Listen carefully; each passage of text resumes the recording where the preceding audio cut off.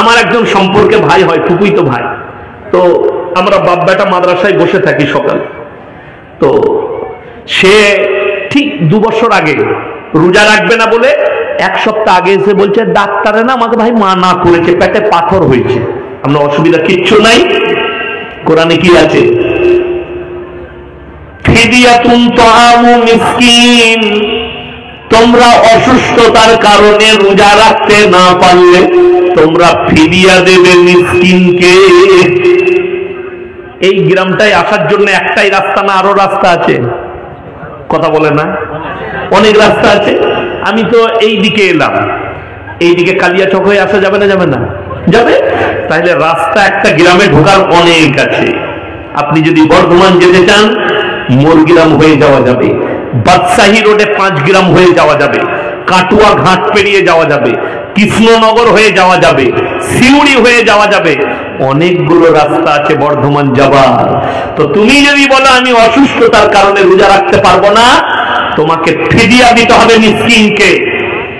পাড়ায় যে গরিব মিসকিন আছে, তোমার যে খরচ, আমি তাকে বললাম তোর কোনো অসুবিধা নাই, এক কাজ করবে ভাই, তুমি ফিদিয়া দিবে, মাদ্রাসায় আমার তালবিলিম আছে, ফিদিয়াটা তুমি পাঠিয়ে দিবে। কত লাগবে ভাই? আমি বললাম তুই কিরকম খাস তুই জানবি। তো বলে আমি যা খাই মোটামুটি 150 টাকা দিনে লাগবে।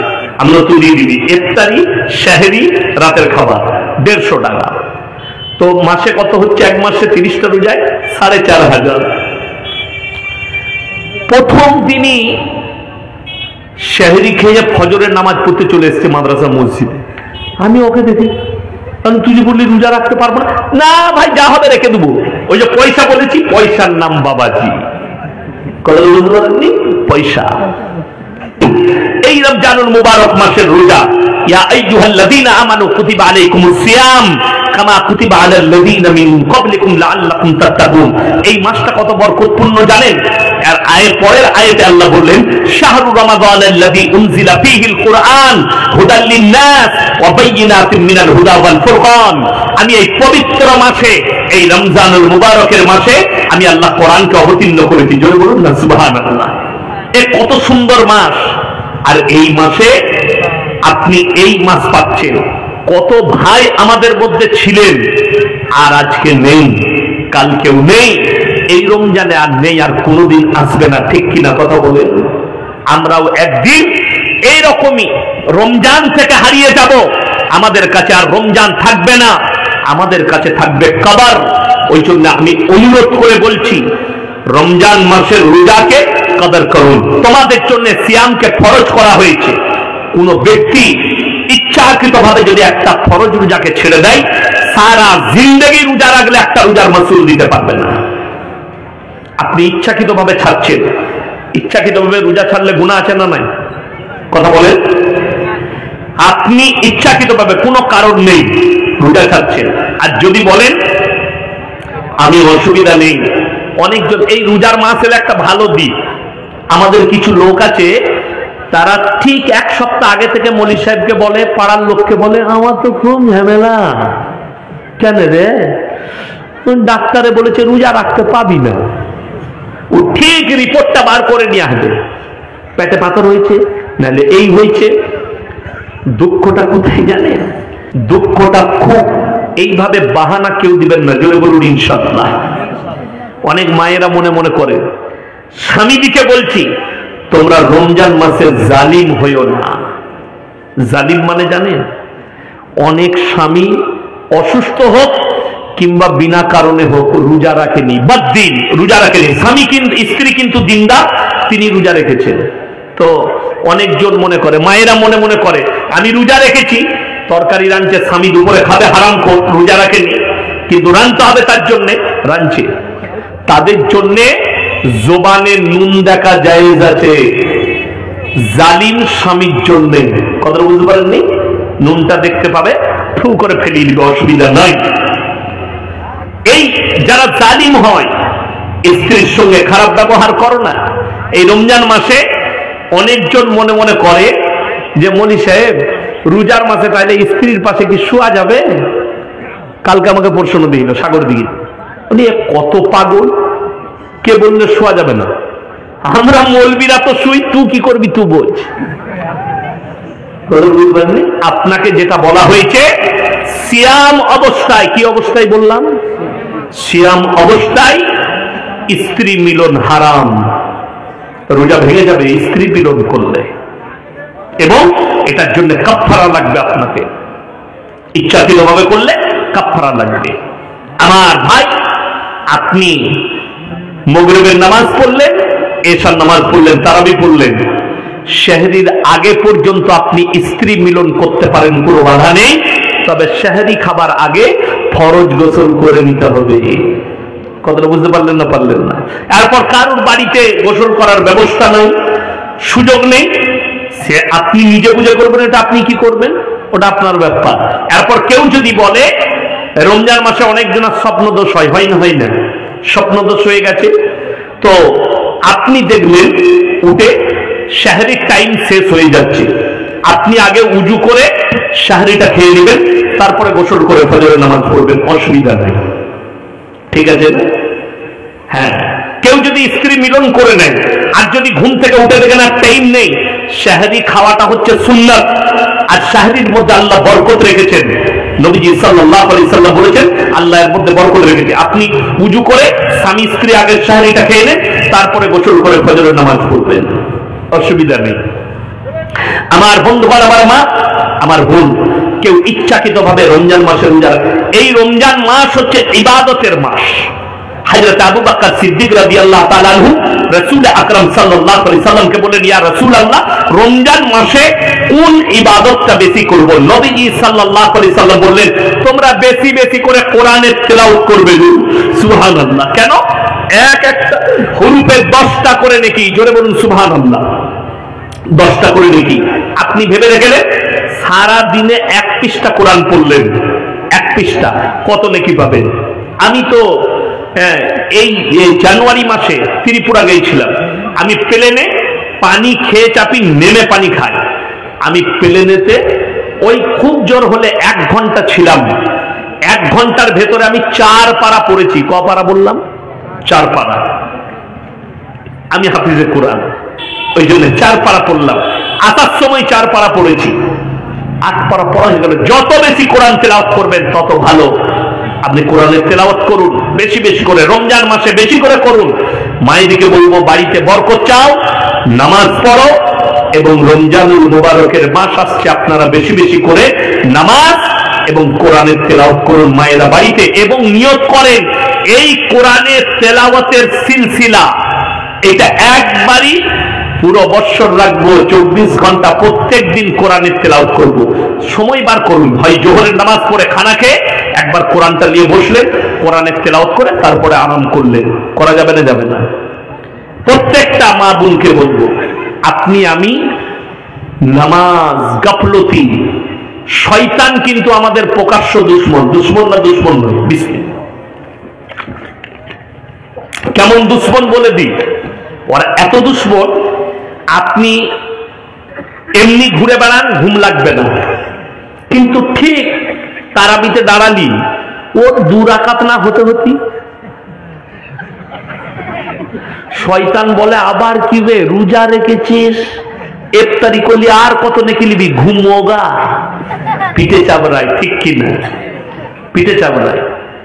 ওই জন্যে ঘুমের সব থেকে দামি ওষুধ ট্যাবলেট নয়, ঘুমের সব থেকে দামি ওষুধ, যাদের ঘুম হয় না তারা নামাজের পাটিতে দাঁড়িয়ে যাও, শয়তান ঘুম পড়াবে।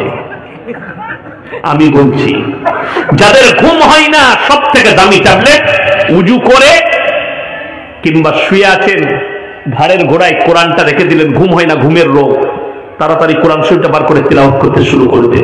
যেমনি দেখবেন 2 পৃষ্ঠা হবে, শয়তান বলবে আর পড়ি না, ঘুম, এত নাকি রাখবি কোথায়? শয়তান ঘুম পড়াবে। শয়তানের কাজ ওটা। কেন? আল্লাহ কোরআনে বলেছে প্রকাশ্য দুশ্মন তোমার, সব সময় পাশে আছে, এরা যেন কোনো নেক কাজ না করে। ওই জন্য আর তারাবি পড়বেন, নামাজ পড়বেন, কিন্তু নামাজের মতো নামাজ পড়বেন।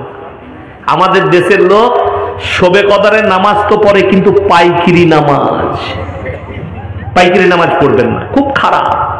আমাদের দেশে তো তারাবি ওই রকমই হয়, আমি বলার কারণে কে ছেড়েছে, এত গাল দিচ্ছে। কারা গাল দিচ্ছে? ওই হারামখোর কটা যারা নামাজ পড়তে চাই না। কি বুঝলেন? আমাদের দেশে যে যত স্পিরিটে পড়াবে সে তত ভালো হাফেজ, তত ভালো মৌলবি, তাই না? আল্লাহু আকবার, আলহামদুলিল্লাহ, মালিক বলে দারুণ হাফেজ বে, রাজধানী এক্সপ্রেস ফাটিয়ে দিলে। বুঝলি কি? বলে আমি কিছু বুঝি না। কোরআন শোনাচ্ছি, মজাক নয়। আপনারা নামাজটাকে মজাক বানিয়েছেন, নামাজটা মজাক নয়। যদি বলেন কেমন করে, কোরআন খুলুন, 18 পারা নম্বর কত বললাম? 18। বাড়িতে মানে কোরআন খুলবেন, একবারই প্রথম আয়াত, প্রথম পৃষ্ঠা। কাদ আফলাহাল মুমিনুন الذين هم في صلاتهم خاشعون والذين هم عن اللغو معرضون والذين هم للزكاة فاعلون والذين هم لفروجهم حافظون। হে আমার নবী বলে দাও, কাদ আফলাহাল মুমিনুন, প্রকৃত মুমিন কারা? নাম্বার 1, আল্লাযীনা হুম ফি সলাতিহিম খাশিউন, তারা যখন নামাজ পড়ে ধীর স্থিরতার সঙ্গে নামাজ আদায় করে, ধীর স্থির ভাবে নামাজ পড়বে। আমাদের দেশের লোকের নামাজ কি বুঝলেন? আমি যখন গুজরাটে পড়তাম, মুম্বাইয়ে থাকতাম, যখন তারাবি শোনাতাম, এক পারা শোনাতে কতক্ষণ লাগতো জানেন? 2.5 ঘন্টা 3 ঘন্টা লেগে যেত। আলহামদুলিল্লাহি রাব্বিল আলামিন আর রহমানির রহিম মালিকি ইয়াউমিদ্দিন ইয়্যাকা না'বুদু ওয়া ইয়্যাকা নাস্তাঈন اهدنا الصراط المستقيم صراط الذين أنعمت عليهم غير المغضوب عليهم ولا الضالين ألف لام ميم ذلك الكتاب لا ريب فيه هدى للمتقين الذين يؤمنون بالغيب ويقيمون الصلاة ومما رزقناهم ينفقون। বুঝতে পারলেন না? পারলেন? সূরা ফাতিহা পড়ে বাকারায় গেলাম, আলহামদুলিল্লাহ মালিক এইটা তো অনেক দূরের কথা। ইমানদারির সঙ্গে বলুন, এখনই হাদিস শুনালাম, যে কোরআন পড়ে সেও নেকি পায়, যে কোরআন শুনে সেও নেকি পায়। আমি যেই গোটা সূরা ফাতিহা পড়লাম এবং সূরা বাকারার কটা আয়াত পড়লাম, এর মধ্যে যতগুলো নেকি আমি পেয়েছি আপনারাও পেয়েছেন। জোরে বলুন সুবহানাল্লাহ। তো আপনি যদি কোরআনটা বুঝতেই না পারেন, ঘোড়ার ডিম পাবেন? রমজান মাসে আমি আদায় করি মাদ্রাসা, বড় মাদ্রাসা, আদায় করতে হয়, সময় পাই না। তো বর্ধমান টাউনে এক জায়গায় একটা মসজিদে আমি এশার নামাজ ধরলাম, দিয়ে তারাবি চলছে। আমি তারাবির পরে কয়েকজনের কাছে বিল কাটবো, তো তারাবি হাতে সাহেব পড়াচ্ছে। তারপরে সে যখন নামাজ পড়ে দেখেছে আমাকে, সে বলছে সালাম আলাইকুম हजरत खैरियत से हैं? हम खैरियत से हैं। बोले आपको कैसा लगा मेरा ताराबी? हम लोग फरिश्ता को भी पता नहीं चल रहा था आप कहां पढ़ रहे थे। बिहारेर কি বুঝলেন? আমি তাদের কয়েকজন মুসল্লি আমার কাছে বিল ফিট কাটলো, তাদেরকে আমি বললাম একটাও নেকি আপনারা পাবেন না, যেহেতু কোরআনে আছে তোমরা ধীর স্থিরতার সঙ্গে নামাজ আদায় করো, ধীর স্থিরতার সঙ্গে নামাজে যেন জান থাকে। এই যারা আমার বাপের বয়সী আছে বসে, যারা এখানে আছেন আমার বাপের বয়সী, দেখবেন নামাজ চলছে তারাবি, আল্লাহু আকবার, সুবহান রাব্বিল সুবহান রাব্বিল সামিআল্লাহু লিমান হামিদা, তখন অনেক বয়স্ক মানুষের একবার সুবহানাল্লাহ বলতে বলতে মাল উঠে পালিয়ে গেছে। ঠিক বললাম না? ভুল বললাম? তাহলে নামাজের নেকি পাবে না, ঘোড়ার ডিম পাবে তুমি। এটা নামাজ নয়, এটা মজা করছে ইসলামের সঙ্গে। নামাজ আল্লাহ সন্তুষ্টির জন্য। চলুন, আমার নবীজি বললেন ফাইন্নাহু ইয়ারাক, তোমরা যখন নামাজে দাঁড়াবে মনে মনে ভাববে আমি আল্লাহকে দেখতে পাই বা না পাই, আমার আল্লাহ আমাকে অবশ্যই দেখছেন। ফাইন্নাহু ইয়ারাক, তোমরা যদি নামাজের মধ্যে ধ্যান নিয়ে আসতে চাও, নামাজের মধ্যে মনোযোগ আনতে চাও, ফাইন্নাহু ইয়ারাক, নবীজি বললেন তোমরা মনে মনে ভাববে হে আমার সাহাবী, হে আমার উম্মত উম্মতি, তোমরা মনে মনে ভাববে আমি আল্লাহকে দেখতে পাই বা না পাই, আমার আল্লাহ আমাকে অনেক অবশ্যই দেখছেন। কিন্তু বড় দুঃখ, আমাদের ভাই কালিয়াচকে দোকান আছে বাজারে, ঠিক যখন ইকামত দিবে তখন ছুটবে নামাজ ধরার লেগে। ঠিক বললাম না? আমাদের দেশের লোকের অভ্যাস, যখন একামত হচ্ছে তখন ছুটছে তাড়াতাড়ি, বুঝলি?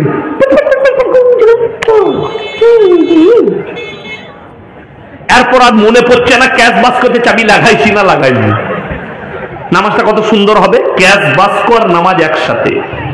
ইসলাম নিষেধ করেছে। নবীজি সাল্লাল্লাহু আলাইহি ওয়াসাল্লামের হাদিস, তোমরা সমস্ত হাজত ছেড়ে তারপরে নামাজে দাঁড়াও। আমার মায়েদের একটা রোগ আছে, রোজার মাসে আসরের সময় ভাত চাপিয়েছে, দিয়ে খালা নিয়ত বেঁধেছে আল্লাহু আকবার, আর ওইদিকে ভাত উল্টিয়ে পড়ছে। কি বুঝলেন? আহা, ও নামাজ পড়তে পড়তে আলহামদুলিল্লাহ রাব্বিল আলামিন, ও মাঝে মাঝে দেখছে ভাতটা ফুটছে ঠিকই, নামাজ কত সুন্দর হবে। অথচ রাসূল সাল্লাল্লাহু আলাইহি ওয়াসাল্লাম বললেন, সব হাজত ছেড়ে নাও, তারপরে নামাজে দাঁড়াও।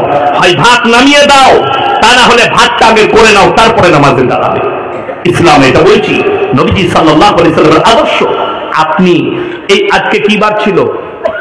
শুক্রবার, জুম্মার দিন। আপনি মসজিদে নামাজ পড়তে যাবেন, বিবি দুপুরে রান্না করে ফেলেছে, এরপর আপনাকে বললে দুটি ভাত খেয়ে যাও নামাজ পড়তে। না না, সেরকম ভোগ লাগেনি, এসেই খাবো একসাথে, তুমিও গা ধুয়ে দাও, গোসল করে নাও। ই গেছে, ইমাম সাহেব লম্বা খুতবা দিয়ে দিয়েছে, এরপর লম্বা সূরাও ধরেছে। এ দ্বিতীয় রাকাতে খালি মনে মনে করছে, শালা এত লম্বা সূরা ধরলে খেয়ে দিলি দুটি ভালো হতো। নামাজ আর খাবার একসাথে, কথা বুঝতে পারেননি? নামাজ থেকে ধ্যান চলে গেল। রাসূল আকরাম সাল্লাল্লাহু আলাইহি ওয়াসাল্লাম বলেন, হাজত ছেড়ে দাও, তারপরে নামাজে দাঁড়াও। আমাদের দেশের লোক মসজিদে কখন ঢুকতে হয় এটাও জানে না। যারা হাজী সাহেব আছে জিজ্ঞেস করুন, মক্কা মদিনায় আজান হলে, আরব ভূমিগুলোতে যতগুলো দেশ আছে, আজান দেওয়ার পরে তারা আর কোনো কাজে থাকে না, দোকানে ব্যবসা পড়ে থাকে, দোকান ব্যবসা সব তারা ছুটে চলে যায় মসজিদে। আর আমাদের দেশের লোক একামত দিলে মসজিদে যাবে। মক্কা মদিনা আরব দেশগুলো যেগুলো আছে, ইয়ামান, যতগুলো দেশ আছে, কাতার, কুয়েত, মিশর, লেবানন, যতগুলো আছে, তাদের দেশে আজান হলে দোকান খোলা পড়ে থাকে, তারা মসজিদে প্রবেশ করে। তবে আপনি করবেন না ওই আমল। আপনি যদি বলেন দোকান খুলে, আজান হয়ে গেছে, আমার দোকান থাক, আমি নামাজ পড়ে আসি, ঘুরে এসে দেখবেন দুটি চানাচুরু নেই, ওটাও নিয়ে পালিয়েছে। কেন? আমাদের তো আউলিয়ার দেশ। তা না হলে মসজিদ থেকে কখনো জুতো চুরি হয়? কি বললেন? জুম্মার দিনে এসছে ছিঁড়া চপ্পল পরে, আর যখন বেরোচ্ছে নতুন জুতো পরে। কি বললেন? ধরা পড়ে গেলেই বলবে বুঝতে পারিনি তো, এটা তো। আর না ধরা পড়লি মাল চলে গেল। ঠিক কিনা?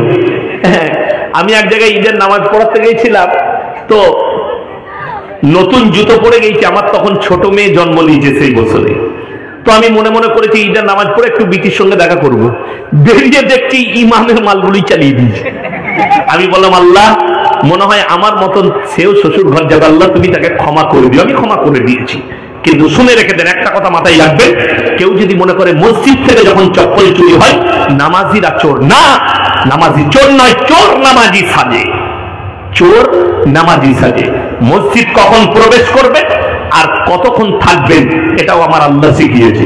কেউ যদি বলে দুনিয়াতে দাড়ি রেখেছে, নামাজ পড়ছে, মাথায় টুপি আছে, তসবিহ আছে, লম্বা জামা আছে, সুবহানাল্লাহ সুবহানাল্লাহ করছে মসজিদে, আর সে যদি আপনাকে বলে আমি তো কোনো কাজই করি না, শুধু মসজিদে আল্লাহ আল্লাহ করি, আল্লাহ আমার সংসার চালাই, তার নাম হচ্ছে চোর। তার নাম কি বললাম? চোর, ধোঁকাবাজ। যদি বলেন কেন, কোরআন খুলেন, সূরা জুমআ, ইয়া আইয়ুহাল্লাযীনা আমানু ইযা নুদিয়া লিস-সালাতি মিন ইয়াউমিল জুমআ ফাসাউ ইলা যিকরিল্লাহি ওয়া যারুল বাই' যালিকুম খায়রুল লাকুম ইন কুনতুম তা'লামুন। হে আমার নবী, যখন তোমাদেরকে পৃথিবীর মানুষ জুম্মার জন্য ডাক দেওয়া হবে, বেচা কিনা বন্ধ করো, ব্যবসা বাণিজ্য খেতি বাড়ি বন্ধ করো, আল্লাহর ঘরের দিকে ধাবিত হও। কতক্ষণ থাকবে? পরের আয়াতে আল্লাহ বললেন,